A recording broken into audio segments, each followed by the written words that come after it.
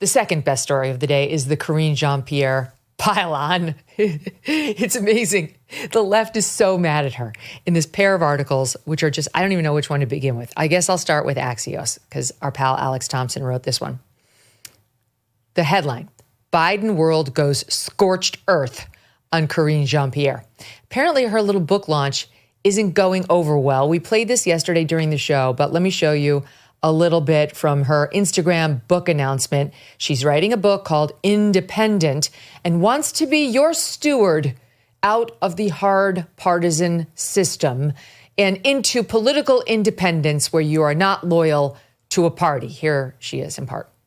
But since I have left, the people that come up to me, strangers that come up to me just across the country as I'm traveling, and sometimes right in my neighborhood, at a grocery store, supermarket, airport, my daughter's school, the number one question they ask me is, Karine, how do we get out of this? How do we protect our democracy? How do we protect vulnerable communities among us? What do we do next? Because we don't have answers here. That's what they ask me. And this you don't is have my answers. Answer. And what I mean by that is, in an era of misinformation, disinformation, the regressiveness of social policy, what we're seeing currently right now, what I have decided to do, and I really have thought long and hard about this, is to follow my own compass. Oh my God. All right, just before I get to the pile-on, she's going to combat misinformation? She is going to combat misinformation? A paid liar? I mean, is this, just as a little refresher, this is the woman who wants to correct misinformation now. Let's play SOT 2. The president had the stamina, physically and mentally, do you think, to continue on even after 2024? Don, you're asking me this question. Oh my gosh, he's the president of the United States. You know, I can't even keep up with him. We just got back from New Mexico. Jackie, are you here? Where's Jackie? She must not be here. No, I totally understand. I just explained she was on top of mind. The book is suggesting the president tells aides he's tired. But that's in the excerpt, right? Yeah, and that's why there have been so few public events before 10 a.m. I mean, that's a ridiculous assumption to make. I would put the president's stamina, president's wisdom, ability to get this done on behalf of the American people against anyone. Is anyone in the White House hiding information about the president's health or his ability to do the job day to day? Absolutely not. What we have released has been very comprehensive. It has been. It has been transparent. With age comes wisdom and comes experience. And I think that matters as well. He's as sharp as ever. He is as sharp as ever, as I have known him to be in my engagement, in my experience. This is after with the him. debate. And I know when I walk into the Oval Office or see him on Air Force One, I have to be on top of my game. Okay. I would put his stamina up against anyone. Is anyone hiding information about his inability? Absolutely not. After the debate, sharp as ever. She's an effing liar. She was paid for it. She did it with absolutely no qualms whatsoever. And now she wants to be the self-appointed czar of combating misinformation in her book declaring her political independence. All right, so now we get to the juicy stuff, Stu. It's not just those of us on the right who are recoiling and laughing in disbelief at this. The left has had it with Karine Jean-Pierre. She is under the bus. The bus has backed up. It has gone forward. It has backed up. It has gone forward. And it's going to keep doing that all the way through publication in October. Okay, Alex Thompson reports. Her announcement Wednesday led former Biden aides to tee off on her. Many quietly had fumed for years, believing she was incompetent at her job at the White House podium and more interested in promoting herself than Joe Biden. News of her book was the final straw for many people who had worked for her. The fighting within Biden world is part of larger post-election angst and grievances amid new reporting of how Biden's staff tried to hide his physical and mental decline during his presidency. Jean-Pierre was a key part of the effort to conceal Biden's decline. This is Thompson, quoting again from his piece in Axios, vouching for his fitness and insisting that the president, then 81, was, quote, as sharp as ever. You heard it there yourself. Even after the disastrous debate. What they're saying. One former White House official who worked closely with Jean-Pierre told Axios she, quote, was one of the most ineffectual and unprepared people I have ever worked with. She had meltdowns after any interview that asked about a topic not sent over by producers. She did not know how to manage a team.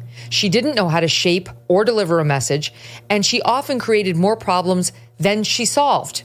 A former Biden communications official threw more wood on the fire. Quote, "The hubris of thinking you can position yourself as an outsider when you not only have enjoyed the perks of extreme proximity to power, which bestows the name recognition needed to sell books off your name, but have actively wielded it from the biggest pulpit there is as breathtaking as it is desperate. It is difficult to see how this is anything but a bizarre cash grab."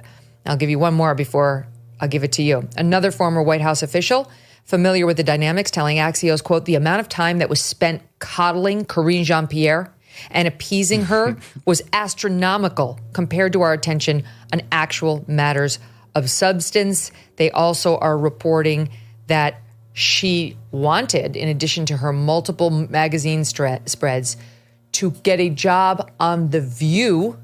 Upon leaving the Post, they never returned her phone calls. And so now we get this book. Stu Burguiere, thoughts on it? It's almost too delicious to describe. Isn't it?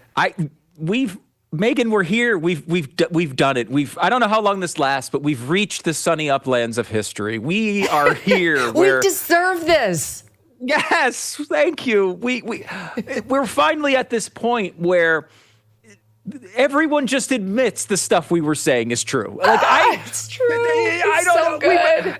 I can't believe it. I don't think I've ever seen this period before. There have been periods where conservatives have said things and we turned out to be right, and that's happened. This is different. This is us saying things, and then the mainstream media and every Democratic official is just coming out and saying, yeah, by the way, everything the conservatives were saying the last 4 years were completely accurate. I don't know what we did to deserve this, but I love this. I mean, we have been saying all of this. She always looked underprepared. One of the reasons we noted it is because she kept looking down and reading every word that she said, the most basic arguments that would be brought up to her, that even though the Biden administration often was asking her to tell things to the American people that are untrue, they were basic things that any normal, competent human being, let alone a press secretary, would be able to talk themselves out of. She couldn't do it. She had to read every single word. It was quite clear just based on the amount of different outfits she had, that her wardrobe was much more important than what she was doing on a day-to-day basis. She was constantly focused on image issues, Vogue profiles, all of this nonsense that had nothing to do with the job that, by the way, we should note, Joe Biden was not paying her for. We were paying for. That job is a job that is created for what happens in the White House to be communicated to the American people. It is a job that we are the employers on this job. That is not a campaign job. She treated it, as many others do as well, as a campaign job, and a job that, honestly, she thought it was her job to come out here and just lie constantly. You played the clips. What, 4, 5, 6 of those clips you played were after the debate. After even the most, ostrich in the sand sort of person would say, hey, this is obviously going wrong. Every Democrat was on record saying it, and she still stuck to that line. You temper the message at that point, at least, right? Just so as not to make an absolute fool of yourself. She didn't. Yes. Kamala Harris didn't. And then the nerve of these Vogue profiles. I'm sorry, but Karine Jean-Pierre is not even close to the most glamorous press secretary we've had. Where was Dana Perino's Vogue spread? She's stunningly beautiful. Where was Kayleigh McEnany's Vogue spread? Where's Caroline Leavitt's Vogue spread? All I see is nasty hit pieces on her, people zeroing in on this feature or that and trying to rip on one of the most beautiful public figures we have in America. It's just Karine Jean-Pierre, because she was out there every day. I'm black and I'm a lesbian and I'm a woman. I'm all the things and I'm a first.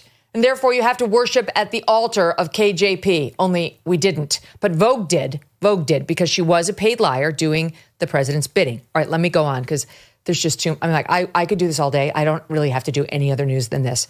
A former senior spokesperson in Biden's administration to Axios. It is hard to believe someone could look at the past year and genuinely think the party left Joe Biden. That's why I'm leaving the Democratic Party, which is what she's saying in her promo. A former White House comms official, that means somebody who was working with or next to her, added, today, Karine lost the only constituency that ever supported her, party line Democrats. They note Karine Jean-Pierre did not respond to requests for comments.